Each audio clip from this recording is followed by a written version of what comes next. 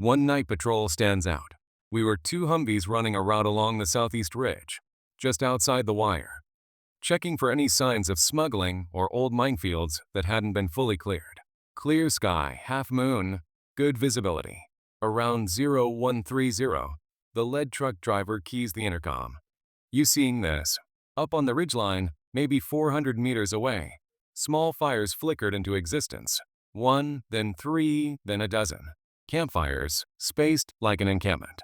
No heat bloom on the truck's thermal. No movement on the ground-penetrating radar we used for IED sweeps. Just cold flames dancing in the dark. We stopped the convoy, dismounted, and glassed the hill with NVGs. Figures moved between the fires. Tall men in tunics, some carrying spears, others tending what looked like cooking pots. One group clustered around a central figure who stood head and shoulders above the rest, gesturing broadly like he was addressing his troops. Even at distance, the authority was obvious. Our interpreter, a local Kosovar riding with us, went quiet for a long second. Then he muttered something in Albanian before switching to English. "That's him. Bado." My grandfather told stories. Said on certain nights you can still see the old chieftain and his warriors camping in the hills, waiting for Rome to come back. We watched for maybe 10 minutes. No one spoke on comms. Then, as if on a signal we couldn't hear, the fires winked out one by one. When we scanned again, the ridge was empty. No ash, no scorch marks when we checked the spot at first light the next day. Back at base, the barracks picked up the theme. Guys started reporting horn calls drifting in from the hills, low, mournful blasts that sounded nothing like the modern bugle calls we used. Some nights you'd hear tribal drums answering from the opposite direction, steady and defiant. Cold spots moved through the base faster now, like scouts passing through before the main force. My battle buddy, Specialist Kim, managed to catch something on his phone one night. We were on fire guard, sitting in the hallway to stay awake, when the temperature plummeted. Lights dimmed. Orbs of light, pale blue, fist-sized, drifted down the corridor, weaving between the bunks before fading through the walls toward the hills. Kim hit record. The footage is grainy, but you can see them clear enough. Moving with purpose, like we'll owe the wisps leading the way. We showed it around quietly. Old-timers just nodded. "That's the signal fires," one said. "Means they're gathering again." The locals on base were more open about it than command ever was. One of the contractors who'd been there since the beginning told me the land never accepted Rome's victory. Bada's revolt came so close to driving the legions out for good. Entire cohorts wiped out. Tiberius forced to negotiate before crushing them with overwhelming numbers. Thousands of tribesmen executed or enslaved. Roman dead left where they fell, because there weren't enough survivors to bury them properly. "Spirits don't care who won on paper," he said, shrugging. "They care who still walks the ground." Toward the end of our tour, I was on a solo sentry post at one of the outer towers. Dead of night. Fog rolling in from the valley. That's when I saw him clearest. A single figure on the hillside, maybe 200 meters out. Tall, broad-shouldered, long hair and beard, wearing a torque that caught the moonlight. He stood motionless, staring straight at the base at me. No fear, no anger, just assessment, like he was weighing whether we belonged there or not. I raised my weapon out of instinct, then lowered it. No threat, just presence. After a minute he turned and walked back into the mist. The fog swallowed him whole. I never felt threatened by it, not exactly. More like we were being watched by something ancient that hadn't decided if we were the next wave of invaders or just temporary visitors. When we packed out, I left a small offering on the hill. Nothing dramatic, just a challenge coin pressed into the dirt near one of the old fire sites. Respect where it's due. The echoes from those hills aren't going anywhere. They've been there 2,000 years. They'll be there long after the last Ezi hut is torn down and the wire rolled up. Some battles don't end with surrender. They just wait. Chapter 7. Unfinished Business. Master Sergeant Tom Vega, U.S. Army, multiple rotations to bond steel between 2005 and 2015. I've been in and out of that base more times than I care to count. First as a staff sergeant, later as the senior NCO for a company. By my third tour, the stories about Block 7 weren't stories anymore. They were just part of the landscape, like the hills or the wire or the constant hum of generators. You briefed new guys on it the same way you briefed them on the ROE or the local threat level. Matter of fact, no drama. I saw the whole thing evolve. Early on it was whispers, marching at night, cold spots, the occasional scream nobody could trace. By the later rotations it had turned into something heavier. Accepted. Guys didn't jump at every noise anymore. They just nodded and went back to sleep. Or tried to. The worst incident happened on my last tour. A specialist in my company, good troop, no prior issues, took his own life in Block 7. Hung himself from the top bunk with a belt. No note. But in the days leading up he'd been telling his battle buddies that the Legion wouldn't let him rest. Said they stood at the foot of his rack every night, staring, whispering in Latin until he couldn't take it. Command called it PTSD, closed the book fast. Maybe it was. But too many of us knew the block had a way of getting inside your head. After that, the activity went into overdrive. It was like the place got angry. Lights would cut out for no reason. Even when the rest of the base stayed lit. Doors slammed in sequence down the hallway. Bang, bang, bang. Like a century marching through. A couple guys started speaking fluent Latin in their sleep. Words none of them had ever studied. One private woke the whole bay reciting what a classics major later told us was a Roman battle oath. Word perfect, voice not his own. We tried everything. Chaplains from 3 different faiths held services in the bay. A local Orthodox priest came in once, blessed the building, sprinkled holy water in every corner. Quiet for a week. Then it started again. I finally sat down with one of the oldest local contractors, a guy who'd been maintenance on base since the first tents went up. Over coffee outside the DFAC he laid it out plain. That ground remembers, he said. Your Romans thought they won, brought 15 legions, starved the tribes, executed the leaders, sold the survivors into slavery. Botto of the Dusitiates held out longest, 3 years of ambushes, burned forts, massacres on both sides. When they finally crushed him, they left the dead where they fell. Too many to bury, too exhausted to care. Then they built their camps and roads right on top. He stubbed out his cigarette. You Americans come later, dig it all up again, pour concrete, put up buildings. Same mistake. Blood doesn't forget who spilled it. I asked him why it got worse over time. He shrugged. Maybe because you stay longer. Maybe because every new unit disturbs more. Or maybe the dead finally decided the war isn't over. My take? After all those years, the Great Illyrian Revolt was the one Rome never really talked about. Not like Teutoburg, with its dramatic loss of 3 eagles. This was slow, grinding, brutal. It drained the treasury, pulled legions from every frontier, left Italy defenseless enough that when Varus got annihilated in Germany months later, the empire almost cracked. Augustus knew it. Tiberius knew it. They buried the scale of the disaster under propaganda and split the province in 2 to make it look managed. But the men who died here, Roman and Illyrian alike, didn't get that luxury. No proper burial, no honors, no pyre. Just left in the earth, mixed together in death the way they were in battle. That's what haunts Bonsteel. Not ghosts looking for revenge. Exactly. Something bigger.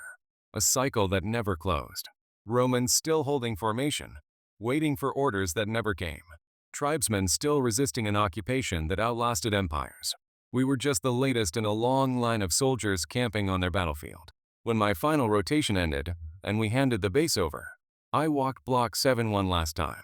Empty bays, fresh paint, ready for the next unit. Or maybe for no one.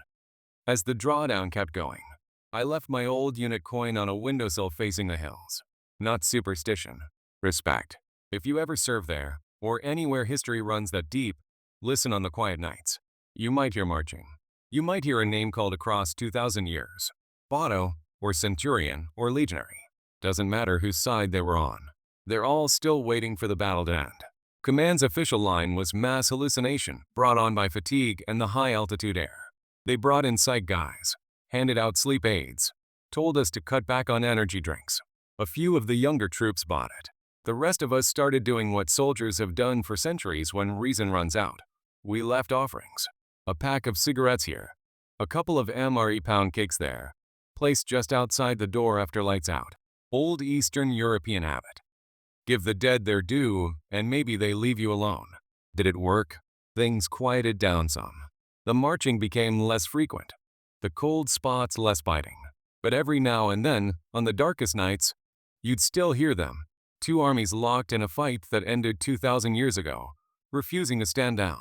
I've wondered since. Are we hearing the Romans, furious at the betrayal by the very auxiliaries they trained. Or is it the tribes, the Dalmatians and Pannonians who followed Botto, still resisting the invaders who built their fort on conquered ground? Chapter 4. Whispers in the Dark. Captain David Riley, U.S. Army, company commander during a 9-month rotation to Bonsteel. Before I enlisted, I'd put myself through college on a psychology degree.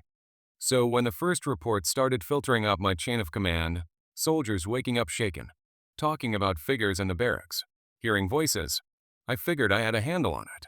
Sleep deprivation, isolation, the low-level stress of a peacekeeping mission in a place that still carried scars from the 90s.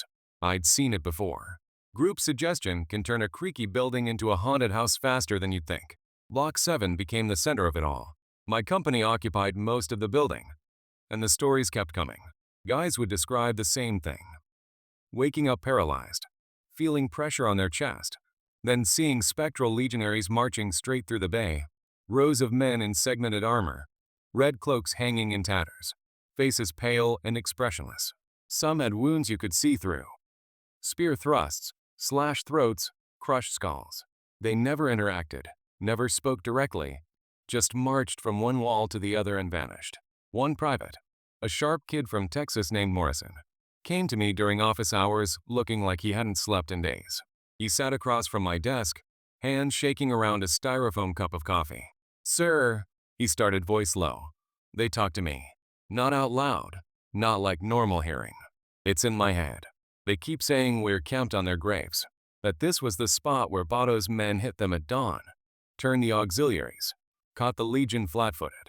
They're angry, Captain. They say the debt hasn't been paid. I leaned back, keeping my tone even. "Morrison, have you been reading up on the history here?" He shook his head. "No, sir. I didn't even know who Botto was until they told me." That one stuck with me. I started digging on my own time, quietly, no official reports. Talked to some of the local nationals who worked on base. Cleaners, contractors, interpreters. More than one told me the land around Bonsteel had a bad reputation long before we showed up. Old shepherds avoided grazing there. Stories passed down about screams on certain nights. Lights moving in the hills with no source. One elderly Kosovar woman who ran the laundry service crossed herself when I mentioned Block 7 and said, in broken English, "Roman blood and Illyrian blood mixed. Never washes out." I managed to get my hands on some redacted files from the original construction phase. Nothing classified high, just engineering logs that had been scanned into the system. Page after page of cultural artifacts encountered, and human remains relocated. Photos attached. Trenches filled with skeletons, some still wearing remnants of Larica segmentata, others with tribal torques around fractured necks. One image showed a broken votive altar to Mars Altar, the Avenger, half buried under what became the foundation of the very barracks we slept in. Everything hastily backfilled once the archaeologists were sent packing. The peak came on a night with a full moon. Power dipped base-wide. Some generator issue up the line, and the barracks went dark for almost 20 minutes. Emergency lights kicked in, dim red glow, but it was enough to see shapes moving between the bunks. Not shadows cast by the lights, actual figures. Dozens of them. Some in Roman kit, others in tunics and trousers, carrying curved blades. They weren't walking on the floor. They hovered inches above it, locked in silent combat. One moment a Roman would drive a gladius forward. The next a tribesman would swing an axe that passed right through him. No sound at first. Then the whispers started. Latin at first, Fraters tenedi lineam. Brothers, hold the line. Then overlapping, harsher voices in another tongue, chanting that name again, Botto, like a war cry. Half the company was on their feet, weapons in hand though we had no targets. I shouted orders to stay calm, form up in the center aisle. But my own voice sounded thin against whatever was happening. Frost formed on the inside of the windows even though it was midsummer. Breath plumed in the air. Then, as suddenly as it started, the figures froze, turned their heads toward us, as if noticing us for the first time, and dissolved into nothing. Power snapped back on, fluorescent lights buzzing to life like nothing had happened. After that night, sick call tickets for anxiety spiked. I authorized extra counseling sessions, brought the chaplain in more often. Some guys coped by joking about it. "Don't piss off the Legion, sir," but you could see the strain. A few requested transfers to other blocks. I denied most. We had a mission to run. I left Bonsteel more open-minded than when I arrived. Modern soldiers like to think we're beyond superstition, that training and discipline armor us against the unknown. But put enough men in a place where thousands died violently, where the ground was never properly put to rest, and something seeps through. Were we just stressed out, projecting history onto shadows? Possible. But too many of us saw the exact same things, down to details no one had shared beforehand. I still ask myself, when you build your camp on an ancient battlefield, do the dead consider you occupiers or reinforcements? Chapter 5. The Final Watch. Lieutenant Sarah Brooks, Army Reserve, activated for what turned out to be one of the last major U.S. rotations at Bonsteel before the drawdown really kicked in. By the time my platoon arrived, Block 7 wasn't just whispered about, it was legendary. Soldiers from previous units had left markings on the walls. Little tally marks, dates, short notes like "Heard the Legion 3X" or "Botto called my name." Command painted over most of it during turnovers. But you could still see the ghosts of the scratches if you knew where to look. I was the platoon leader for a quick reaction force element, which meant a lot of alert status, drills, and standby in the motor pool. But when we weren't spun up, we bunked in Block 7 like everyone else. I tried to keep an open mind. I'd heard the briefings, read the emails about environmental acoustics, and shared stress manifestations. I even sat through a mandatory resilience training slide deck that mentioned the barracks by name without ever saying the word haunted. The first few weeks were quiet enough that I started to think the stories had been exaggerated. Deployment lore growing in the telling. Then we got a call one night that changed everything. It was just after midnight. My platoon was on QRF status, suited up in the ready room, when the desk sergeant patched through a panicked call from one of the storage warehouses on the edge of the old excavation site, the area where the heaviest remains had been found during construction. The caller was a supply specialist, voice shaking over the radio. Footsteps inside, doors opening and closing, low voices. No sign of breach on the cameras. We rolled out in 2 Humvees, full kit, weapons hot but safety's on. The warehouse sat isolated, surrounded by concertina wire and floodlights. As we approached, everything looked normal, quiet. No movement, doors secure. We dismounted, stacked up, and cleared the building room by room. Nothing. Dust on the floor undisturbed. Shelves of MREs, and spare parts exactly as they should be. We were about to call it a false alarm when the temperature dropped hard. You could feel it through the body armor, like walking into a freezer. Breath fogged. Then the sound started. Distant at first, like wind through the vents, but building into clear voices. Latin commands, sharp and desperate. Freighters, tenity. Tenity. Brothers, hold. Hold. Overlapping with harsher cries. Tribal war shouts. The rhythmic chant of that name again. Botto. One of my sergeants, a big guy from Louisiana who'd laughed off every story up to that point, froze in the middle of the aisle. His flashlight beam trembled across the far wall, picking out fresh scratches in the concrete, deep gouges, like someone had dragged a blade across it repeatedly. The pattern formed a crude symbol, a curved sword, the kind the Illyrian tribes favored, the Sika. We got out of there faster than protocol liked. Back in Block 7, no one slept. Guys sat on their bunks cleaning weapons they'd already cleaned twice, trading stories in low voices. That was the night the big one hit. Around 0200, the entire bay jolted awake at once. No gradual stirring. No one guy sitting up first, everyone. The lights were on, but dimmer than they should be, flickering like a brownout. Standing in the center, was a column of men. Translucent, but solid enough to make out every detail. A Roman sentry in full kit, shields locked, pila raised, marching in perfect step from one end of the barracks to the other. Behind them, almost superimposed, tribal warriors, bare-chested, torques gleaming, curved blades drawn, lunging forward as if to break the Roman line. They passed right through the bunks, through footlockers, through us.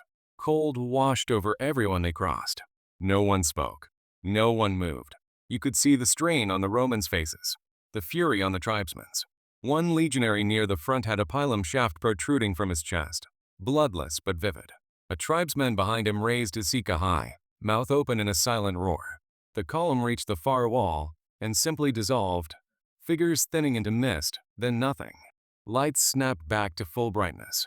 The barracks erupted. Guys shouting, a few praying, One private dry heaving in the latrine. I called the chaplain at 0230.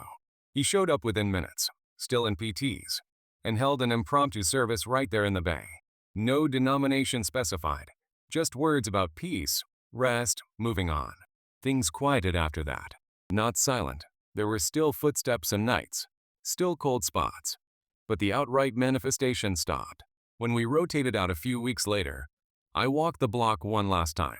The walls had fresh paint again, but I found a new marking someone had carved low on a bunk frame. A small eagle clutched in a clawed hand. Roman and Illyrian symbols merged. I left Bonsteel convinced of one thing. Rome's Great Revolt didn't end in 9 AD. Not really. The battle that almost broke the empire left something unfinished on that ground. Something that reached out to every new generation of soldiers who set foot there. We build our bases on old battlefields and expect the past to stay buried. But some defeats cut too deep. Some dead never get the order to stand down. If you ever pull duty in those hills, listen close on quiet nights. You might hear them still holding the line or still trying to break it. Chapter 6. Echoes from the Hills. Specialist Ryan Patel, U.S. Army, deployed to Bonsteel on what was supposed to be a routine 9-monther. By the time my unit rotated in, the drawdown was in full swing. Fewer troops, more empty bays. Whole sections of the base starting to feel abandoned. Block 7 still had people in it, but the stories had evolved. It wasn't just the barracks anymore. The activity was spreading outward, like whatever was restless had grown tired of being confined to one building. I pulled a lot of external patrols, vehicle convoys to smaller outposts, foot patrols along the old Roman road traces that archaeologists had mapped years before. The hills around Bonsteel are littered with remnants if you know where to look. Faint lines of stone foundations, scattered pottery shards, the occasional rusted iron artifact that turns up when it rains. Locals called the area the Cursed Valley long before we showed up. And after a few weeks in country, I started to understand why. He grinned, finally meeting my eyes. Welcome to Block 7, new guy. That ground we're sleeping on used to be Roman territory. When they broke ground for the base back in 99, the engineers dug up bones everywhere. Roman armor fragments, swords, tribal jewelry mixed in. Word is a whole cohort got wiped out near here during that big Illyrian revolt way back when Rome almost lost the whole province. I laughed it off. You're screwing with me. Wish I was, he said, tone shifting. Happens to damn near everybody their first week in that block. Marching feet, Latin commands, screams. Some guys swear they see the ghosts charging the wire like they're still fighting. Command calls it acoustic anomaly or stress. But the old-timers know better. That night, I tried to brace for it. Told myself I'd ignore any noise. Pop an Ambien if I had to. Didn't help. Around the same time, 0200 on the dot, it started again. Louder this time. The shouts echoed off the hills, metal ringing clear as day. But now there were distinct cries. Men begging, gurgling as they died. One voice rose above the rest, raw with fury, chanting a name over and over. Sounded like Botto. I didn't know it then, but I'd learn soon enough who that was. I sat up in the dark, sweat soaking my PT shirt. Across the aisle, another new guy was sitting up too, eyes wide. We didn't speak. Didn't need to. Whatever was out there, it wasn't done fighting. Chapter 2. Shadows on Patrol. This is Specialist Jenna Torres, Army National Guard, attached to a multinational unit at Bonsteel.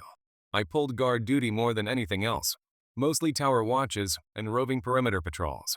Block 7 barracks had already earned its reputation by the time I got there. But I figured the stories were just soldiers messing with each other to pass the time. I'd done a tour in Iraq. I wasn't about to get spooked by barracks gossip. My first really strange shift was a midnight to 0400 tower watch on Tower 12. The one that looks southeast over the fence line toward a long, open slope of hillside. It was a clear night, no moon, but the stars were bright and the floodlights along the wire threw everything into sharp relief. I had my NVGs flipped down, scanning sectors like we were trained, sipping coffee from a thermos to stay sharp. Around 0230, movement caught my eye on the hill outside the perimeter. Not a fox or a stray dog, definite human shapes, maybe 24, low and creeping up the slope in a loose skirmish line. They moved with purpose, like they were trying to close distance without being seen. I zoomed the NVGs, The figures were tall, wearing what looked like tunics and helmets, carrying long spears or javelins. One or two had rectangular shields slung across their backs. I keyed the radio calm and professional. Tower 12 to TOC, possible intruders approaching Sector 4. Approximately 25 personnel, no vehicles, moving on foot from the southeast hill. TOC came back quick. Tower 12, confirm heat signatures. I checked the thermal handheld we kept in the tower. Nothing. Empty hillside. I flipped back to NVGs, still seeing them, clear as day, advancing steadily. Negative on thermal TOC. But I have visual. They're closing to within 200 meters of the wire. A pause. Then, Torres. Thermal array show 0. No movement on the fence sensors. Stand by. I watched them keep coming, now spreading out like they were about to assault the base. One figure in front raised an arm, and the line halted. I could almost hear the command, even though no sound carried. Then, as if they realized something, they melted back into the tree line and vanished. When my relief showed up, Corporal Hayes, a lanky guy from Kentucky who'd been in country 6 months, he just shook his head as I briefed him. Romans, he said, like it was the most normal thing in the world. I stared at him. Say what now? Or Illyrians. Depends who's telling the story. You just saw the patrol that never made it back. He climbed the ladder into the tower, took the NVGs from me, and scanned the empty hill. Happens every couple weeks. They show up, advance, then fade out, like they're still trying to take the camp. I thought he was pulling my leg until we walked back to the barracks together. Hayes wasn't laughing. He told me about the construction crews and 99 hitting layer after layer of old bones when they leveled the ground for the base. Roman larica segments, pilum tips, curved tribal swords all jumbled together. One engineer reportedly uncovered a complete Roman standard buried under what became the motor pool. Eagle torn off. Shaft snapped. Command hushed it up. Hayes said, didn't want to stir the locals with ancient history while we were trying to keep the peace over fresh graves. But the dead don't care about press releases. A few nights later, I was on foot patrol inside the wire with Private First Class Ellis, a quiet kid from Oregon. We were walking the east fence near Block 7 when he suddenly stopped dead. You hear that? He whispered, tilting his head. At first, nothing. Then it started, low drumming, steady like a heartbeat, a marching rhythm. Then voices joined in, chanting the same word over and over. Botto, Botto. We swept our weapon lights across the grass. Empty. No footprints. No heat bloom on the thermal monocular. Just the chant growing louder, angrier, echoing off the hills like it was coming from every direction. Ellis went pale. My grandfather was a classics nerd. He told me stories about the Illyrian revolt, how this chieftain named Botto united the tribes and almost drove Rome out of the Balkans. Tiberius had to bring half the legions in the empire to crush it. Thousands died right in these valleys. We finished the patrol in silence. Back in the barracks that night, the lights flickered for no reason. A couple guys woke up complaining of cold spots moving through the bay, like someone walking between the bunks. One soldier bolted upright, swearing he saw a figure standing at the foot of his rack. A Roman centurion, helmet crested, face smeared with blood, just staring before fading away. We all laughed it off the next morning over coffee, calling it mass hysteria or bad MREs. But the patrols got heavier after that. Guys started jumping at shadows, double-checking corners that should have been clear. What sticks with me is the question no one could answer. Were those shadows Romans still defending a fort that wasn't there anymore? Or were they the tribes coming back to finish what they started 2,000 years ago? Chapter 3. The barracks that wouldn't quiet. Sergeant Alex Kowalski here. Polish Land Forces. Part of the KFOR multinational contingent. We rotated into Bondsteel for a 6-month tour, and my platoon got billeted in Block 7 alongside a company of Americans. Poles aren't big on ghost stories. We've got enough real history to keep us up at night. But this place tested even the most skeptical among us. At first it was small things, easy to dismiss. Doors in the hallway would slam shut when there was no draft. Footsteps echoed down the corridor after lights out, steady and deliberate, like someone in heavy boots doing a slow walkthrough. We'd get up, check the bays, flick on the lights, nothing. Just empty rows of bunks and the low hum of the ventilation system. We blamed it on the Americans playing pranks, or the building settling, or too much coffee. Standard deployment nonsense. Then Private Novak had his night. He was a solid kid, 22, from Krakow, quiet, reliable, never complained. One morning around 0400, he shot bolt upright in his bunk screaming in Polish. Something about, "They're inside, they're all around us." The whole bay snapped awake, hands reaching for weapons that weren't there. Novak was drenched in sweat, eyes wild, pointing at the empty space between the rows of racks. He told us later, once he calmed down, that he'd seen them clear as day. A ring of men in ancient armor surrounding the bunks. Segmented plates, red tunics, short swords drawn. Their faces were pale, almost gray, and they were shouting in a language that sounded like Latin, words like "prodators" and "vindicta," traitors and vengeance. One of them, a big guy with a transverse crest on his helmet, stepped forward and stared straight at Novak like he was marking him. We searched the barracks top to bottom. No one there. No windows open. No signs of entry. But when the medic checked Novak out, he had 3 fresh scratches down his left forearm. Parallel lines, deep enough to draw blood, like fingernails or the edge of something sharp. Word spread fast. That evening in American NCO, a staff sergeant with a couple of stripes and a lot of time and country pulled me and my platoon sergeant aside outside the DFAC. "You guys hit the jackpot with Block 7, he said, lighting a cigarette. "That's the one built directly over the old kill zone. When the Seabees were grading the site back in '99, they kept hitting bones. Not just a few, trenches full. Roman gear mixed right in with tribal stuff. Helmets crushed by axes. Arrowheads lodged in spines. One dozer operator told me they uncovered a whole line of skeletons still in formation, shields up, like they died holding the line against a charge. He took a drag and stared out at the hills. Command ordered it all reburied quiet. Didn't want archaeological delays or locals claiming sacred ground while we were still sorting out the Kosovo mess. But the dead don't file complaints through chain of command. After Novak's episode, the nights got heavier. It wasn't just 1 or 2 guys anymore. Whole sections of the bay would wake up at the same time to the sound of marching, hobnailed boots on stone, even though we were on concrete floors. Then the voices would start. Low Latin commands, clipped and urgent, followed by war cries in another tongue entirely, higher pitched, almost chanting. You could feel the floor vibrate faintly, like distant artillery thumping. One dawn patrol came back early after finding something outside the barracks wall. 2 sets of footprints in the soft dirt. One was barefoot, deep impressions with wide toes. The other had the distinctive pattern of Roman caligy, those heavy sandals with hobnails. Both trails started at the fence line, walked straight up to the building, circled the foundation once, and then just stopped. No exit tracks. The dirt was undisturbed beyond that point. Imagine standing watch in the dead of night on a modern military base. The kind of place where the perimeter is lit by floodlights and guarded by concertina wire. The air is crisp, the hills around you silent except for the occasional hum of generators. Then, out of nowhere, you hear it. Muffled shouts in a language long dead. The clash of iron on iron. The desperate cries of men locked in a fight for survival. You turn, expecting to see your battle buddies on patrol. But there's nothing.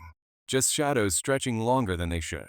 And in those shadows, for a split second, you swear you see figures in segmented armor, faces twisted in agony, charging toward an enemy that's been dust for 2,000 years. That's the kind of story we're diving into tonight. Not just ancient history, but how the echoes of one of Rome's bloodiest and most desperate wars might still linger in the places where soldiers stand watch today. Let's set the stage with some real history. In 6 AD, under Emperor Augustus, Rome was at the height of its power.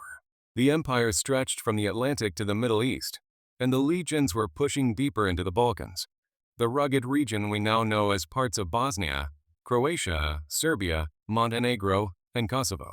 This was Illyricum, a vast province encompassing the fierce tribes of the Dalmatians and Pannonians. These weren't pushovers. The Illyrians were warriors known for their ambushes in mountain passes, their curved swords called sika, and a stubborn resistance that had bloodied Roman noses before.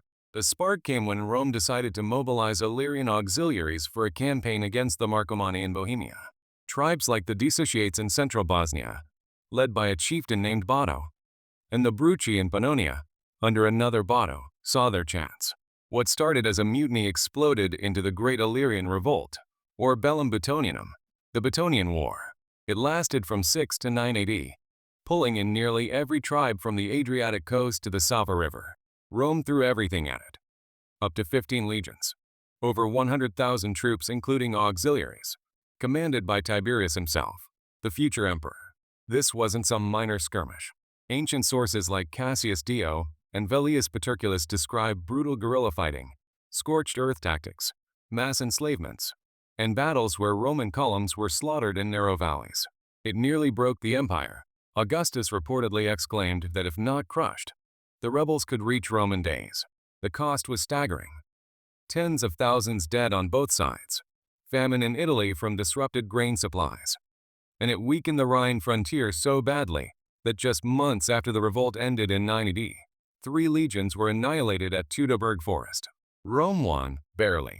The province was split into Dalmatia and Pannonia, garrisons built everywhere. But victory came at a price. Mass graves, unburied legions, entire tribes wiped out, places of unimaginable suffering. Fast forward 2 millennia. The Balkans are still a crossroads of conflict. In the late 1990s, NATO intervened in Kosovo, establishing peacekeeping forces under KFOR. One of the main bases, Camp Bondsteel, near Ferizaj in southeastern Kosovo. Built in 1999 on rolling hills and farmland, it's the largest U.S. military installation in the Balkans, home to thousands of troops from multiple nations. Kosovo overlaps with ancient Dalmatia and parts of the revolt's heartland, regions where Roman legions clashed with Bato's warriors.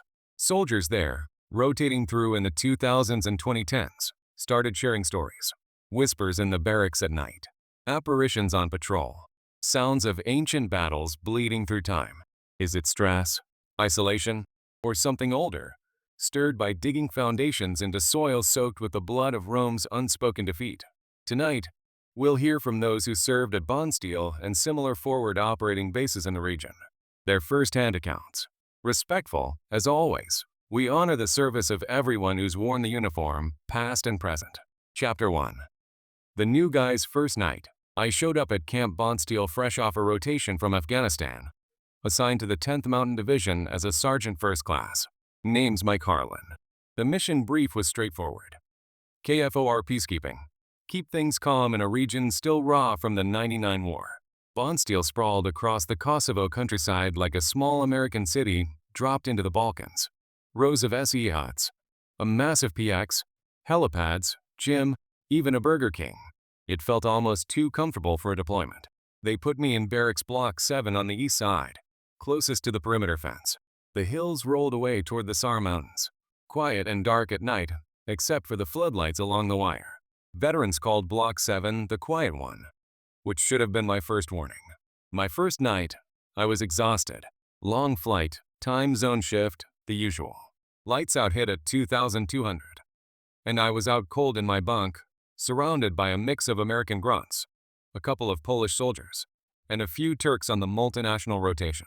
The barracks smelled like boot polish, stale coffee, and that indefinable deployed odor that never quite washes out. I woke up around 0200 with no idea why. The room was dead silent except for the soft snoring of 30 guys stacked in double bunks. No generators humming loud enough to disturb anyone. Then I heard it, low voices, murmuring just beyond the walls. At first I figured it was the next bay over, some privates whispering about girls back home or complaining about chow. But the sound wasn't coming from inside. It was outside, drifting in through the cracked window above my rack. The voices grew clearer, but they weren't speaking English. Not Albanian, not Serbian, not anything I recognized from the local language classes. The tone was sharp, urgent, commands barked in a harsh, clipped language. Then came the metallic clash, unmistakable even muffled. Iron striking iron, the scrape of blades, the dull thud of shields colliding. My pulse kicked up. I sat up slowly, reaching for my glasses on the small shelf. I eased the window open another inch, careful not to make noise. Cool night air rushed in, carrying the faint scent of pine from the hills. The murmurs turned into shouts, angry, desperate. Men yelling orders, others screaming in pain. It sounded like a fight, close enough that I should see movement outside the wire. I scanned the floodlit perimeter. Nothing. No patrols, no vehicles, no locals sneaking around. Just empty grass and the dark silhouette of the hills. Then a shadow moved fast. Several figures, tall and broad-shouldered, sprinting in formation along the fence line. For a split second, I caught details. Segmented armor glinting under the lights, crests on helmets, short swords raised. They looked like they were charging something I couldn't see. I blinked hard. When my eyes were focused, the fence line was empty again. No footprints in the dirt. No alarm from the towers. I lay back down, heart hammering against my ribs, telling myself it was fatigue playing tricks. Jet lag hallucinations. Had to be. Morning came quick. Chow hall was packed. The usual clatter of trays and coffee mugs. I grabbed a seat across from my new squad leader, Staff Sergeant Ramirez, a wiry Texan on his third tour in the Balkans. I kept it casual. "Hey, Sergeant. Weird night. Heard some kind of ruckus outside the barracks around 0200. You get any reports?" Ramirez didn't even look up from his scrambled eggs. "The Legion, huh? Figures it got you on night one." I stopped chewing. "Come again?"